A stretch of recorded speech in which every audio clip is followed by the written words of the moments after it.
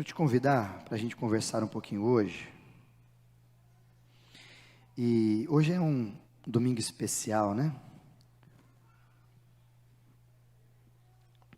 Especial porque, além de ser domingo, além de ser dia de encontro da gente, hoje é dia das mães, né? Se comemora, se lembra, traz à memória essa data. Eu sei que para alguns de nós, o Dia das Mães pode ser uma data um pouco triste, porque alguns de nós não têm talvez a mãe aqui e essa data se torna um pouco ruim, não é? Às vezes também se torna um pouco triste por causa das mães que perderam seus filhos. Então a celebração do Dia das Mães se torna um pouco difícil. Hoje mesmo eu estava com uma das minhas mães postiças que eu tenho nessa região. E infelizmente o ano passado a Amanda, nossa querida, descansou. E hoje foi o primeiro Dia das Mães sem uma das filhas. Mas a gente celebra Dia das Mães. O que tem acontecido, e aqui eu com todo carinho e respeito à sua opinião e ao seu conteúdo de informação e circunstância, com todo respeito, a gente não pode perder a essência do que é a mãe para nós. Hoje mesmo eu mandei mensagem para minha mãe, a gente falou por vídeo, está aí a minha mamãe, a gente conversou, Dona Maria, falei com ela um pouquinho agora antes de vir para o louvor aqui, para o ensaio. Essa é minha mamãe, está no restaurante almoçando lá, fiz uma videoconferência com ela, conversamos ali, essa é minha mamãe. O que eu posso hoje é fazer isso, já tive momentos com ela, já abracei, enfim, a gente faz isso sempre, mas essa é minha mamãe. E eu fui almoçar com a mamãe da minha esposa, que é a minha sogra mãe também, a Dona Marisa. Então a gente sempre está assim junto com os nossos queridos nessa data. Mas o grande problema que eu vejo, e aqui eu quero entrar um pouquinho, por isso não fique bravo comigo, ou entenda o que a gente vai conversar aqui com muito carinho bíblico e com bastante cuidado. Porque quando eu olho para as mães, inclusive para a minha, eu percebo que a mãe é aquela pessoa mais importante da sociedade. Porque todos nós aqui, se não fosse uma mãe, não estaríamos aqui, sim? Pai, mas não é. Pai não é muito não. Mas mãe, todos nós aqui somos frutos do amor de uma mãe. Talvez a tua história tenha conturbância ou alguma coisa que te atrapalhou, alguma turbulência inclusive, mas todos nós de qualquer forma somos caminhados ou caminhamos a despeito de ser por causa das mães. Só que esse fenômeno mãe tem tomado algumas proporções que eu não gosto. E não só eu, mas acredito que muita gente, olhando para a Bíblia, a gente está confundindo algumas coisas. Eu não posso dizer de tão moto própria, porque eu não sou mãe. E ainda não sou pai, mas eu não gostaria de que, sendo mãe, você colocasse no mesmo patamar mãe de pessoas e mãe de bichos. Mãe de pessoas e mãe de planta, agora é mais a nova, agora é mãe de planta. Nada contra o amor, nós não estamos falando de amor, nós estamos falando de codinomes, certo? Não estou falando de amor, não estou falando para você brigar, já vamos entrar aqui rápido para isso, mas o problema é que as pessoas começam a colocar nomes, e nome para mim é uma identidade muito forte. Como eu falei alguns domingos atrás, Deus nos chamou de santo, e santo sem santidade é vergonha para a sociedade. E o santo, você olhar para mim, aquele cara é santo. Se eu olhar para um outro, um pangaré, falar que ele é santo. Não, chama de qualquer coisa, menos de santo. Porque o nome é muito importante.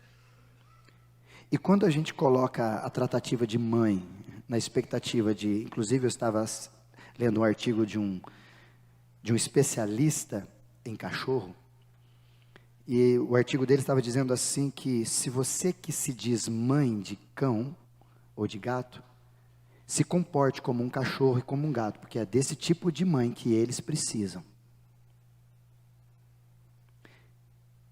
E ele coloca no final, a tratativa que os humanos fazem pela estrutura de mãe no bicho, acaba sendo até mesmo um afronto ao bicho. Você desconfigura o bicho porque você quer ser mãe de um bicho que precisa de um cão para ser mãe, de uma cadela para ser mãe, e não de uma mãe normal para ser mãe. Estão entendendo?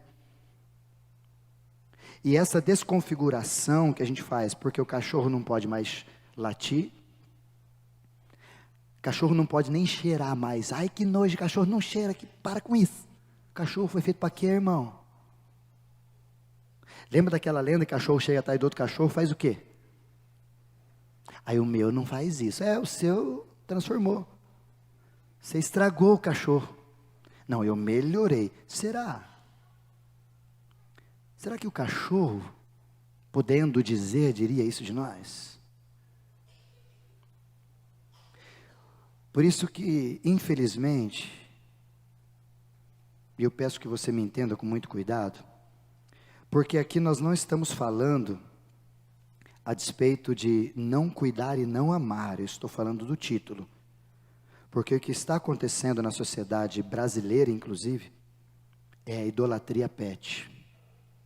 É você começar com esse codinome de mãe e vai colocando, inclusive eu brinco com a minha mãe, para encher o saco dela, eu falo, quando a nossa cachorrinha morreu, mas quando ela estava viva, eu chegava lá em Londrina e falava, lá, vai lá brincar com a avó. A mãe falava, eu não sou vó de cachorro. Pronto, resolveu. Eu só perturbava ela. Aí brincar com a avó, não sou vó de cachorro. E não é. Vó de cachorro é quem teve um cachorro e depois daquele cachorro saiu outro cachorro. Tá certa, véia? Não posso brigar com a Dona Maria. E isso tudo tem acontecido porque algumas oportunidades, algumas brechas que nós como sociedade, inclusive nós como igreja, acabamos permitindo isso acontecer. Por exemplo, só para você entender alguns detalhes importantes, mais uma vez, não estou falando sobre não amar os bichos. Provérbios diz que nós devemos cuidar dos animais. Cuida sim. Tem que fazer cirurgia? Tem que fazer. Tem que fazer? Tem que fazer. Tem que gastar? Paciência. Agora que você tomou para si, seja responsável. Mas cada um tem o seu espaço.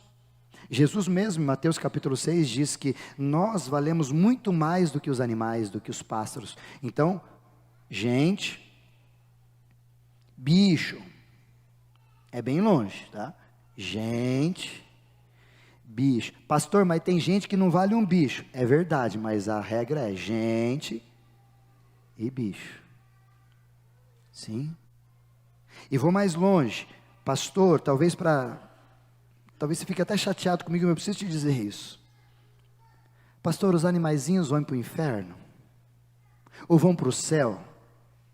Sinto te dizer, mas tanto o céu quanto o inferno, eles não são estruturas comuns, eles são estruturas de julgo moral. Então você vai para o céu, porque você se encontrou com Jesus, não é por causa dos seus pecados, não, é por causa da graça de Cristo. E você vai para o inferno, porque você não quis Jesus, e natural está condenado. Então tanto o céu quanto o inferno não são estruturas que cabem bichos, não cabe. Então talvez você deveria perguntar para Deus, então para onde vai os bichinhos? A única resposta que eu te dou é ver a estrelinha. Pastor, mas lá não vai ter, a Bíblia diz que vai ter ovelha, aquela coisa toda maravilhosa, é verdade, a Bíblia diz, mas se lá no céu tiver todos os bichos que a gente quer que estejam, não vai sobrar espaço para nós. Mas se te conforta imaginar que de repente lá vai estar o seu bichinho, fique em paz. Mas não faça disso uma expectativa e esperança que te leve para lá sem viver aqui. Aí tu está em idolatria.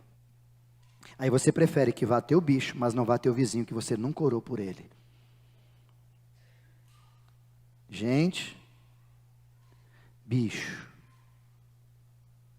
Certo, gente? Bicho. Por mais que você se decepcione com gente precisa da graça de Deus. Bicho. Por mais que os bichos te compreendem, fazem com você maravilhas e nem te questionam a despeito da sua personalidade, quem você é, bicho.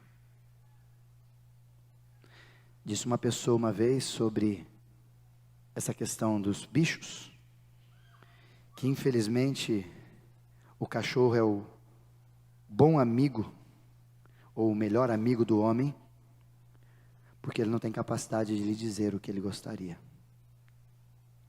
Porque você pode manusear, você pode mexer, você pode resfriar o bicho. Agora, o bom amigo que a gente tem no dia a dia, ele vai te dizer umas verdades e aí você vai ficar bravo com ele. Como talvez você vai ficar bravo comigo hoje. Não tem problema, mas eu preciso dizer o que a Bíblia diz. E o problema de tudo isso, a abertura que nós demos para tudo isso, irmãos, foi a chamada nono, a moda nono, ou nomarer, em inglês. Que falei até o ano passado sobre isso rapidamente, que nós estamos com um problema muito sério. Respeito a sua opinião, mais uma vez, respeito o que você entende, mas eu quero mostrar pela Bíblia algumas coisas que talvez não fazem parte da sua reflexão. No Brasil, em pesquisa do ano passado, 37% das mulheres brasileiras não querem ser mães. Ainda bem que a minha mãe não é dessa época, senão eu não existiria. Ainda bem que a tua mãe não é dessa geração, senão tu não estava aqui conversando comigo. 37% das mulheres. Respeito, eu não quero, tal. Só que a pesquisa trouxe alguns fatos muito importantes que eu queria que você entendesse. A motivação para não ser. Claro que tem gente que tem dificuldade, às vezes uma enfermidade, enfim, várias possibilidades. Mas tudo se dá jeito. Já dizia a Fernanda que está com a gente aqui, que deu jeito e Deus deu um jeito no jeito dela. Veio 2 jeitos, os 2 menininhos. Ou dá 3 jeitos, né, Didi? Cadê o Didi? Dá 3 jeitos também, numa vez só. Deus dá jeito. Mas olha os motivos pelos quais as mulheres não querem ser mais mães. Primeiro, matemática. Filho é caro. Ainda bem que a minha mãe não olhava para mim e me achava um cifrão. Olhava para mim e dizia, Deus tem projeto na vida desse garoto. Porque a partir do momento que a gente olhar crianças, filhos como dinheiro, não estou dizendo que filho não gasta, que filho não tem despesa, nada disso. Só estou dizendo que o rótulo para a criança, quando você diz porque não quer, não, é muito caro. O segundo, que na pesquisa saiu, eu não vou conseguir mais desfrutar da minha liberdade. Egoísmo. Muitas mulheres não querem ser mãe porque não querem abrir mão do corpo que tem, da liberdade que tem, das viagens que pode fazer. Porque uma criança tem que levar um cachorro, você manda para o hotel de cachorro, que chama hoje de creche até. Terceiro, incredulidade. Por quê? Mas esse mundo, meu filho, não sei o quê, não quero criar, ele vai se perder, ele vai não sei o quê. Tudo uma questão de incredulidade. Esse mundo está ruim, eu concordo com você, está ruim, está nas trevas. Mas se você criar alguns filhos da luz, na luz, a hora que eles forem para o mundo, eles serão a luz das trevas. Então o problema não está no mundo, o problema está em quem está gerando filho para o mundo. Por isso uma frase que eu gosto de usar é, não fique na expectativa de que tipo de mundo estará aguardando o meu filho, mas de que tipo de filho você está conduzindo para esse mundo. E o quarto, e aí entra nessa questão, é a substituição. Por que substituição? Porque dentro do homem e dentro da mulher, de certa forma, vai passar por dentro de nós a sensação de sermos plenos. E segundo a palavra de Deus, a plenitude do ser humano, homem e mulher, está em gerar vida. Por isso nós temos a possibilidade de gerar vida. E eu só serei completo, plenamente compreendido sobre todo o ciclo de ser homem, quando eu tiver um filho. Eu brincava com o Paulo, na gravidez da Mi, E o pessoal perguntando, ei Paulo, como é que está? O Paulo disse, não caiu a ficha. Para homem não cai a ficha, enquanto não olhar e dizer, foi meu, fui eu que fiz. Olhar, e como disse o Rafael esses dias, a mãe falando, fala mamãe, o Davizinho, do Rafa, do Castro. Aí o nenezinho vai e diz, papai. A mãe quase bateu no menino, normal, né? Estou contigo todo dia, e você vai, a primeira palavra é papai, você está de brincadeira. A mãe, ela muda, e a plenitude dela começa pela gestação. E o pai, o ciclo começa a hora que ele pega o bebê no colo, tudo se transforma. Ainda não tive essa experiência, mas a plenitude desse processo acontece assim. E todos nós, de alguma forma, temos essa necessidade de transpor esses desafios. O problema é que quando a gente não tem a condição de fazer isso com as pessoas, a gente acaba indo para ser mãe de bichos.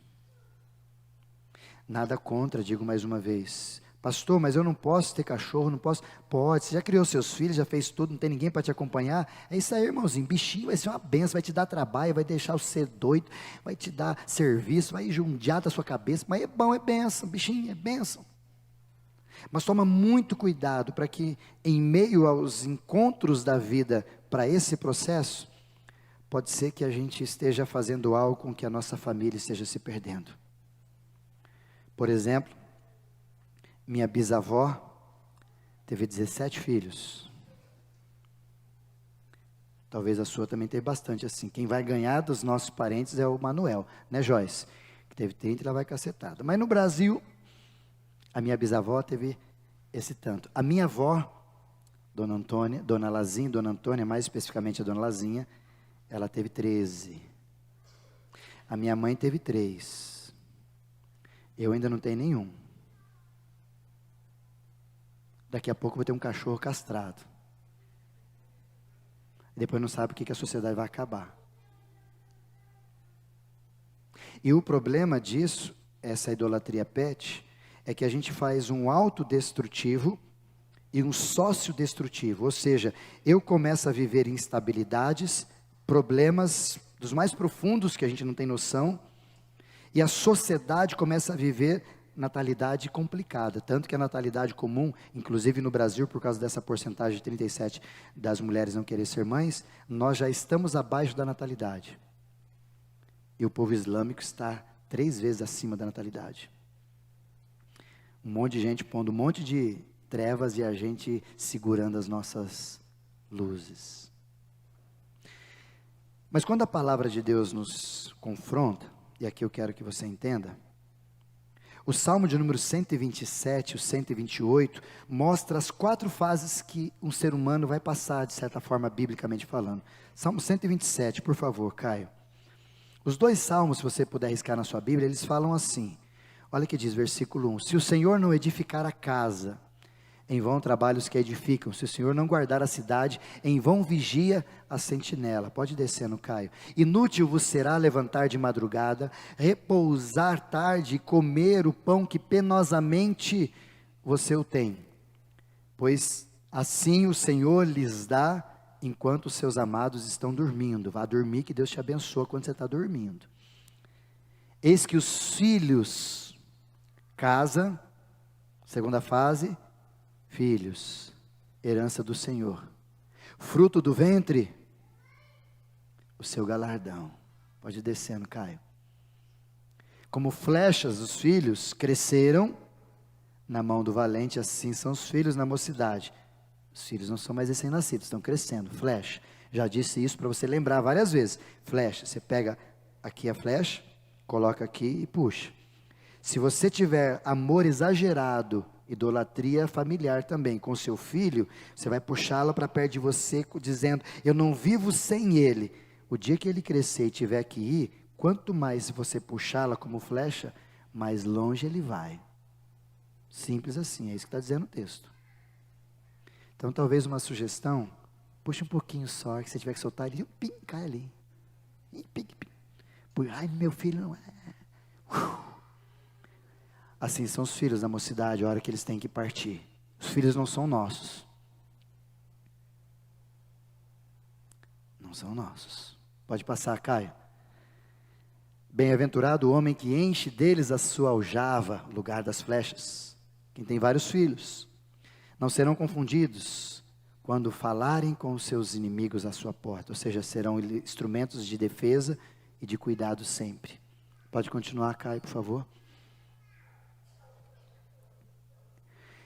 Versículo 1 do 128. Bem-aventurado aquele que teme ao Senhor e anda nos seus caminhos. Pode ir passando, Caio. Pois comerás o trabalho das tuas mãos, feliz será e tudo te irá bem. A tua mulher será como a videira frutífera aos lados da tua casa, e os teus filhos como plantas de oliveira à roda da tua mesa. Mais uma vez, os filhos crescendo, desenvolvendo. Eis assim será abençoado o homem que teme ao Senhor. Pode ir descendo. O Senhor te abençoará desde Sião, localização, e tu verás o bem de Jerusalém em todos os dias da tua vida, localização, verás os filhos dos teus filhos, e paz será sobre Israel. Agora nós temos filhos de filhos, avós. E a Bíblia sempre trouxe esses processos naturais da vida do ser humano.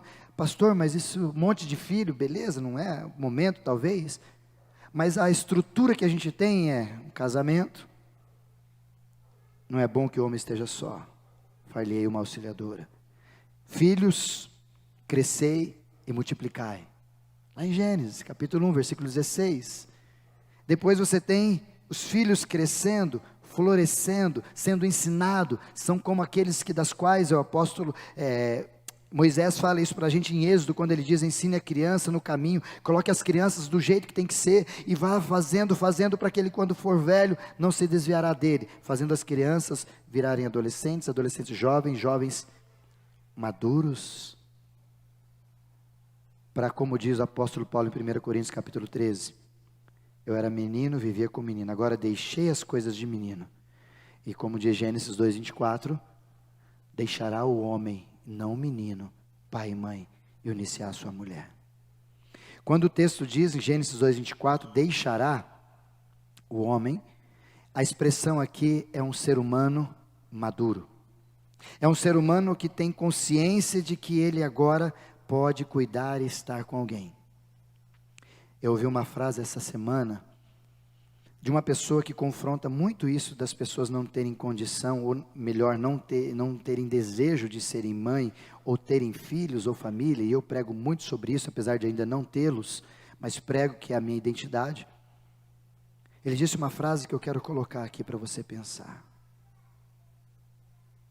Quem não quer perpetuar a sua vida, ou a sua história, é porque talvez não tem orgulho da sua própria história. Olha que pesado. Quem não quer fazer de si um outro, é porque talvez não se encontrou, ou porque talvez está perdido ainda, e não conseguiu se entender no processo da vida, e está aqui apenas por estar. Porque eu mesmo digo isso, e falo isso para muitas pessoas, eu falo: gente, como que é lindo você ter um filho seu, é tua cara, Rafa. Você olha o menininho fazendo as coisas igual você fala: que gostoso, meu filho ali, me dando.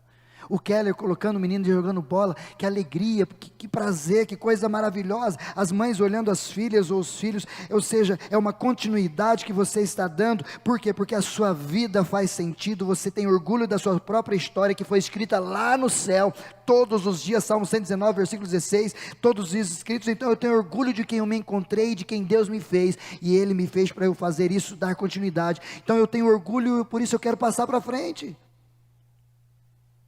Mas às vezes a gente, por causa das circunstâncias, e eu sei e respeito muito isso, problemas de vida, problema de casamento, problema do pai, agressivo, aqueles traumas, aquelas coisas todas, entendo toda essa demanda antropológica para a gente fazer e pensar. Não estou sendo aqui cético ao ponto de negar esses elementos, não.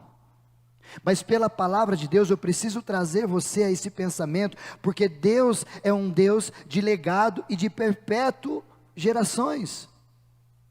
Você observa pela Bíblia, desde Gênesis, você tem gerações, tanto que nós sempre falamos isso, Abraão, Isaac e Jacó, os patriarcas, você vai pegando sempre em gerações. Quando Deus começa a estruturar o povo dele, ele diz que da minha linhagem, da geração do povo de Israel, viria o Cristo, o Messias. Você lendo Mateus ou Lucas, no capítulo 1, você tem a genealogia, e você vai contando 14, e chega até José, que é o pai de Jesus, linhagem, perpetuando, ou seja, a Bíblia toda vai sempre dizer, mesmo até Jesus ou qualquer outras pessoas, é muito importante esses elementos. Você tem vida, o seu filho, sua filha vai viver essa vida sua, e a sua filha vai ter isso e vai viver essa vida para a vida da filha, e assim vai. Inclusive o próprio livro de Joel, no capítulo 2, quando nós temos a promessa da descida do Espírito Santo, o que a Bíblia diz? Coloca para mim, Caio, por favor, Joel capítulo número 2, versículos número 25, se não me engano, ou 28, deixa eu ver, 28, Caio. E há de ser que depois derramarei do meu Espírito sobre toda a carne, presta atenção no que ele coloca, os vossos filhos e vossas filhas profetizarão, os vossos velhos terão sonhos, e os vossos jovens terão visões. Só para você entender aqui alguma coisa, o Espírito Santo de Deus derramaria sobre todos, mas ao ser derramado sobre todos, há um respeito ao propósito e a essa linha que a gente tem a despeito de casar, ter filhos. Ah, mas eu não concordo. Não tem problema você discordar, não tem problema, mas é um padrão bíblico. Ah, mas eu acho que eu não quero isso para mim. Não tem problema, se Deus te fez de uma forma diferente, te deu o celibatário, ou te deu, não quero ter filho, fique em paz, respeito, mas eu preciso que você entenda que isso é o que a Bíblia está dizendo, é o processo, filhos dos filhos, e você vira velhos, e ali o conceito de velhos, não é no Eli, viu Nelly, cadê? Não é no Eli, é avô, é gente que já gerou gente de gente. Por isso que, pensa comigo avós que estão aqui, os velhos terão sonhos. Você conhece gente velha? Você vai trocar uma ideia com ele e falar, e aí, como é que tá? Ah, está aposentado, não faz mais nada. Inclusive há um problema da velhice, que é adentrar a aposentadoria e deixar aquela atividade e entrar no momento de ostracismo, não fazer mais nada. Tensão, depressão, problemas muito sérios que a gente vai enfrentar na nossa velhice, que a gente precisa estar preparado. E aí o que faz os velhos sonharem de novo? Deixa eu dizer bem claro para você entender. Quando você liga para o vô e fala, vô, vou levar os filhos aí, beleza? O que o vô faz? Oh, aleluia. Seja bem honesto. O que alegra a casa do vô, seu Naor? Os netos e os bisnetos. O que traz o vô para restaurar e voltar até aquela gama? Por isso que os vós e tios estragam os filhos, porque eles vão fazer o que não puderam fazer com nós. Quando os netos ou os parentes vão tudo, a Mariana vem com as crianças para cá, a dona Marisa fica ali, faz bolo, o Matias chega, eu quero bolo, vó.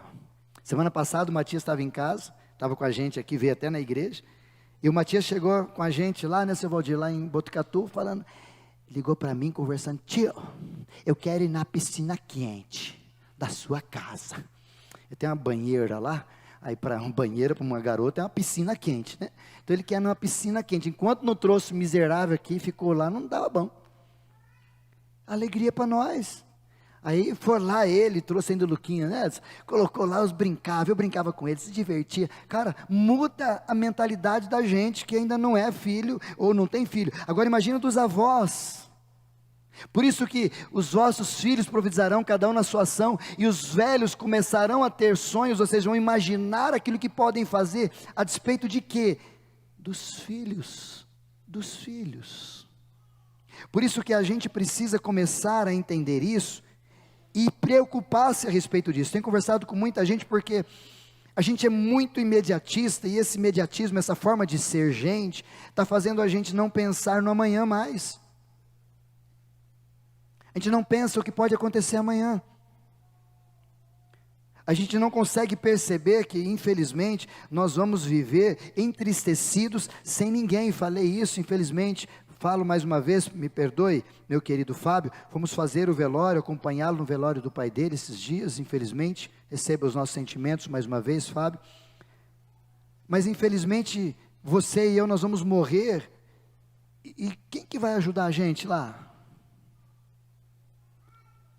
Quando as minhas duas avós, a dona Antônia e a dona Lázara faleceram, tive o prazer de fazer o velório delas, no sentido de falar bem demais daquelas mulheres do Senhor. As minhas avós, elas tinham aquele coque, sabe sim? Aquele negocinho que chama-se Wi-Fi do céu.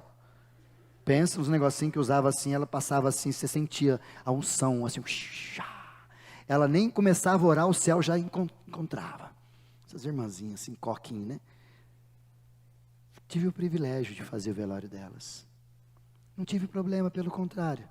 Alegria no meu coração, não de fazer só o velório, mas de perceber a linhagem. E eu me recordo, todas as vezes que eu chegava lá, a minha avó, quieta, acamada, a gente chegava perto, eu e a Angélica, ela abraçava, chegava ali quietinha.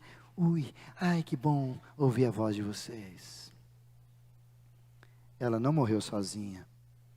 Ela tinha vários filhos, netos e bisnetos, para auxiliar na entrega, dizendo, descanse em paz, vó, a gente se vê em breve.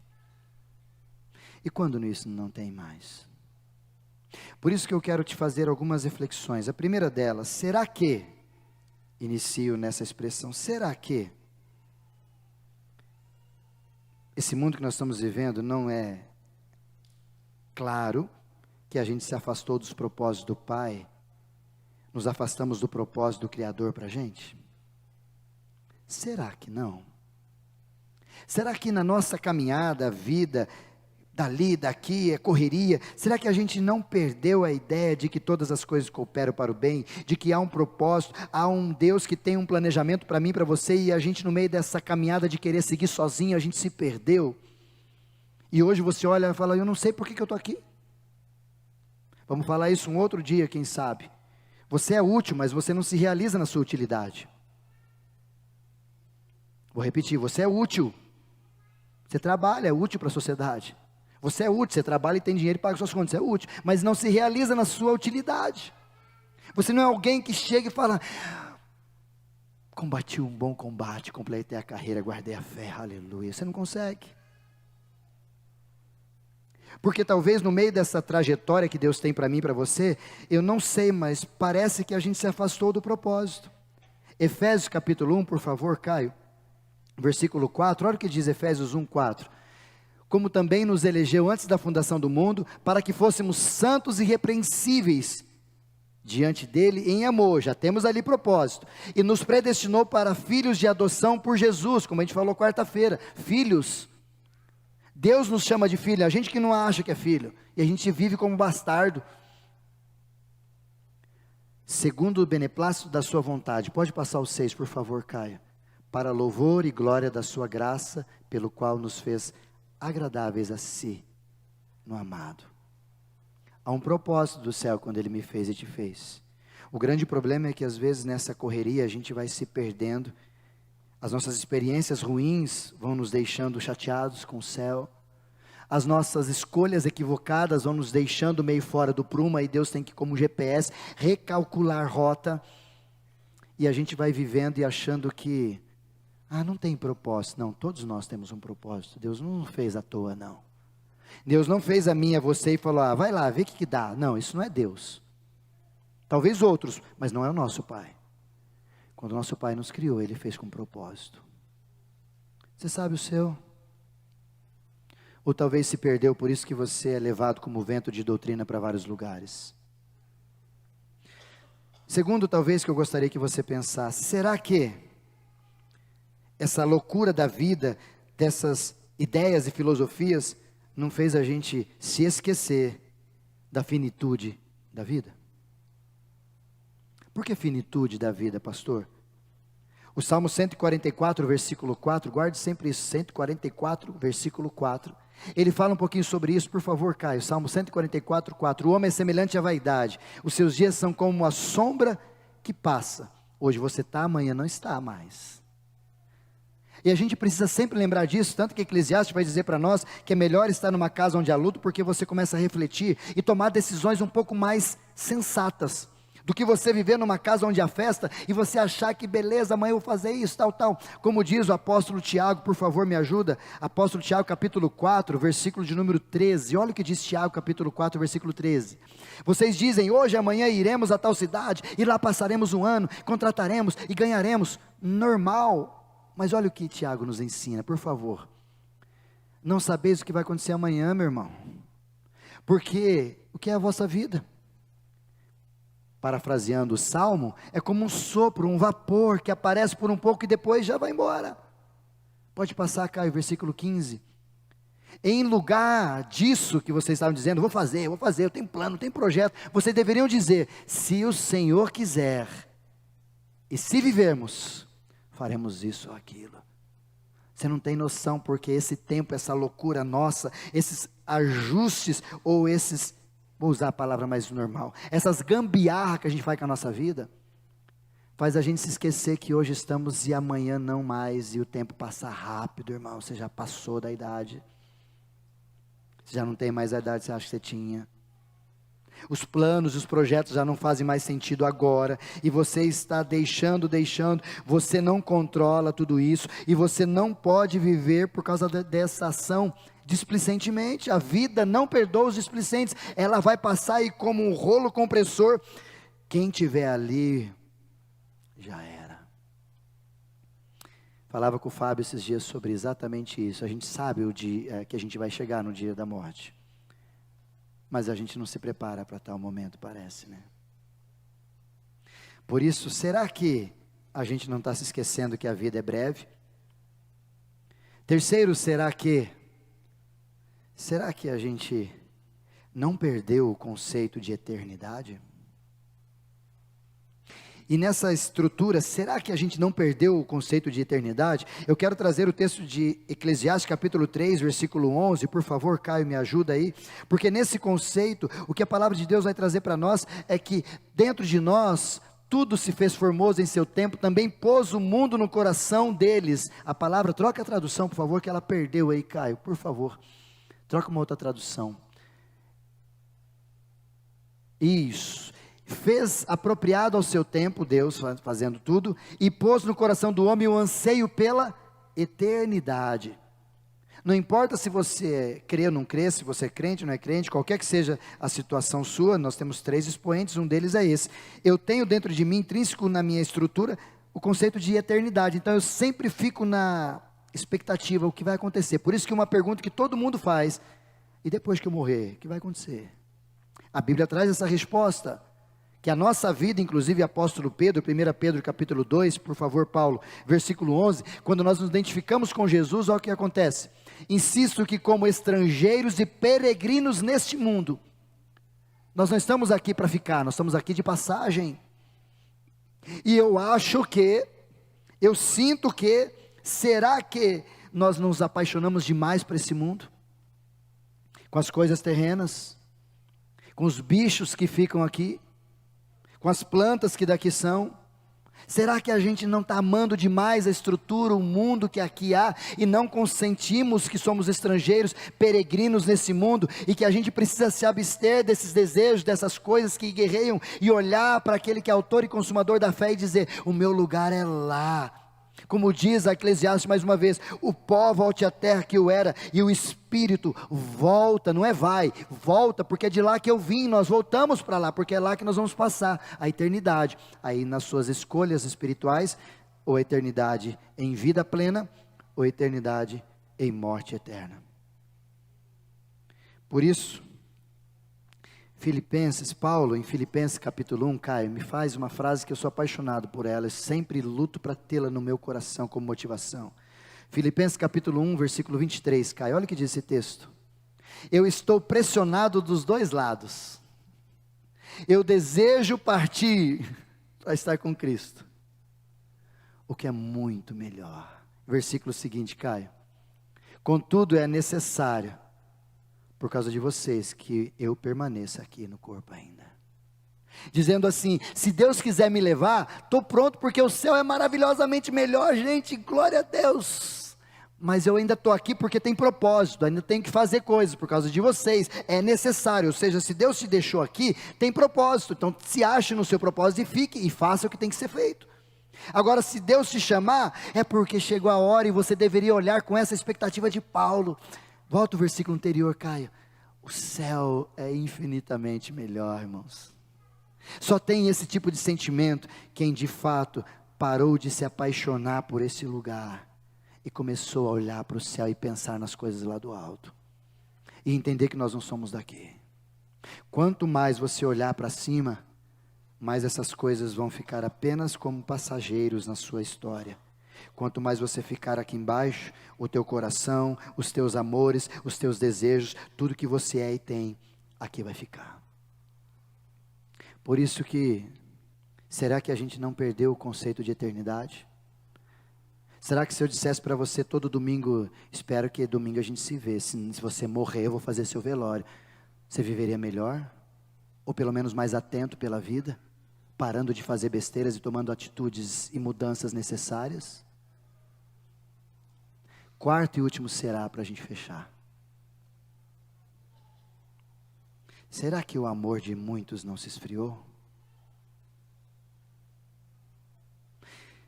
Jesus fala isso em Mateus capítulo 24, versículo 1, por favor, Caio. Olha o que Jesus diz para nós. Jesus saiu do templo e enquanto caminhava, os seus discípulos aproximaram-se dele para lhe mostrar as construções do templo. Pode ir passando, Caio. Vocês estão vendo tudo isso? Perguntou ele.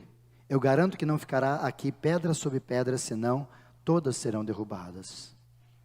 Tendo Jesus se assentado no Monte das Oliveiras, os discípulos dirigiram-se a ele e em particular lhe perguntaram: Senhor, quando acontecerão essas coisas? Em outra tradução, qual será o sinal da tua vinda e o fim dos tempos? Que ele já tinha falado alguns capítulos anteriores.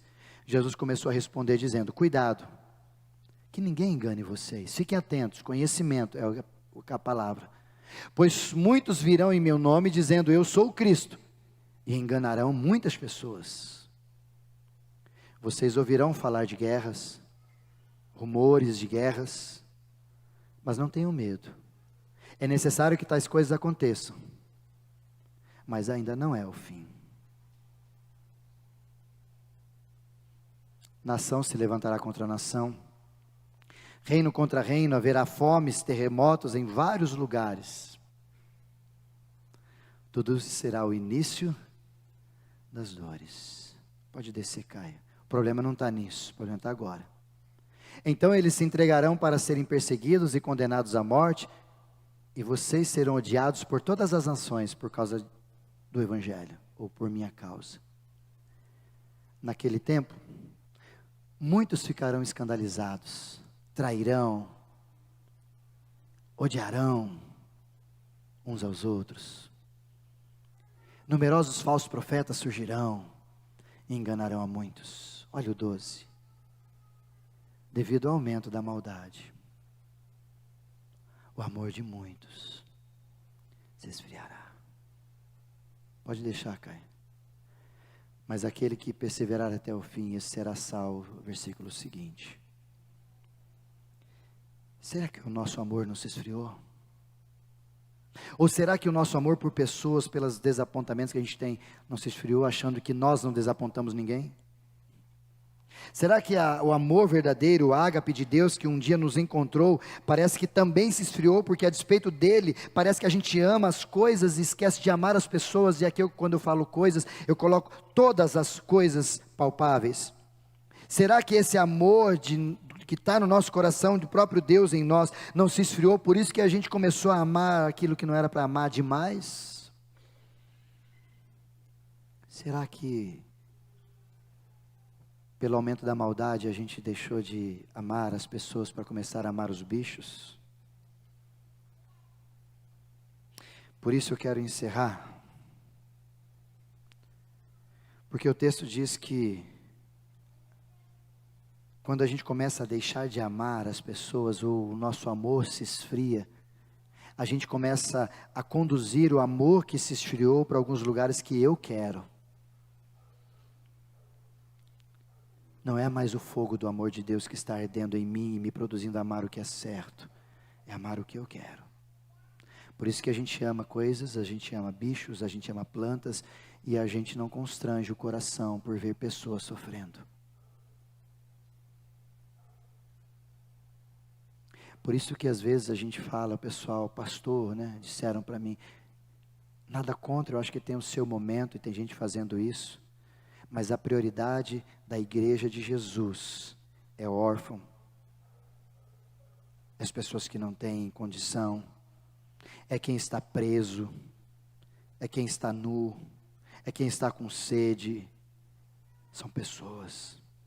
O Evangelho é para pessoas, a igreja é para pessoas, nós precisamos amar pessoas e viver o Evangelho para cuidar de pessoas, e se for preciso resgatar e restaurar o amor dessas pessoas que um dia perderam para os outros. Fico muito triste em ver, às vezes, cristãos se identificando ou as suas nomenclaturas sendo totalmente equivocadas ao que a Bíblia diz. E talvez antes de ouvir, refletir e agir, eu deveria te dizer o seguinte: a vida não perdoa os displicentes. A conta vai chegar uma hora. E se de repente a conta chegar com muitos juros, olhe para trás e relembre que um dia o pastor disse isso e você não se atentou à verdade do que precisa ser feito. Por isso, além de parabenizar as mães, quero encerrar dizendo: ser mãe é um privilégio, porque por elas a geração de geração é conduzida. Parabéns, mães. E obrigado por pensar em ter filhos. É fruto desse pensamento que eu sou. Segunda verdade: casamento, família, filhos, geração com geração, é um projeto do céu para nós.